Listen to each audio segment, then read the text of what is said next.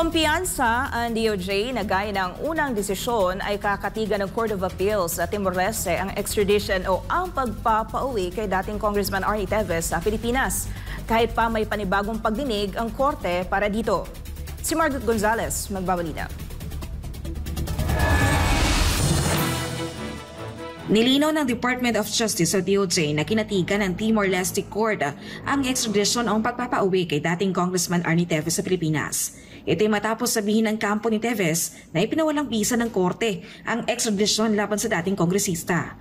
Sa isang pahayag ayon sa DOJ na base sa merito ay nagdesisyon na ang TL Court na dapat i-extradite si Teves.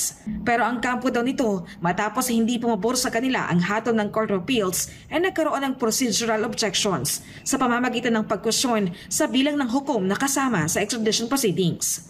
Ayon sa DOJ, sa batas ng Pilipinas, ang ganitong hakbang ay hindi pinapayagan sa ilalim ng prinsipyo ng estoppel na nagbabawal sa isang partido na hamunin ang mga pang-procedural na issue kung sila ay aktibong nakilahok sa proseso at hindi naman tumutol ng mas maaga. Ayon sa ehensya, ang kampo ni Teves ay lubos na nakibahagi sa proseso at nagkaroon ng pagkakataong ilahad ang kanilang kaso. Ang kanilang mga pagtutol ay lumitaw lamang matapos silang mabigo sa extradition case.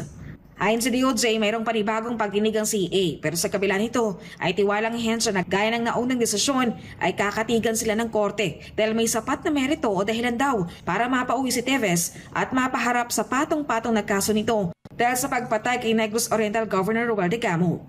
Samantala, ang mga pahayag ng Department of Justice ay sinupalpal naman ng kampo ni Teves. Ayon kay Attorney Ferdinand Topacio, hindi maitatago ng DOJ ang katotohanan na ipinawalang bisa ng korte ang extradition ng kanyang kliyente at hindi fake news ang pagbasura ng korte sa extradition request ng gobyerno. Sinupalpal din ito ang ginawang pagpuna ng DOJ sa remedyo na ginawa ng mga abogado ni Teves para sa kanyang extradition case, gayong kinikilala naman ito ng mga tamang judicial authority ng Timor-Leste.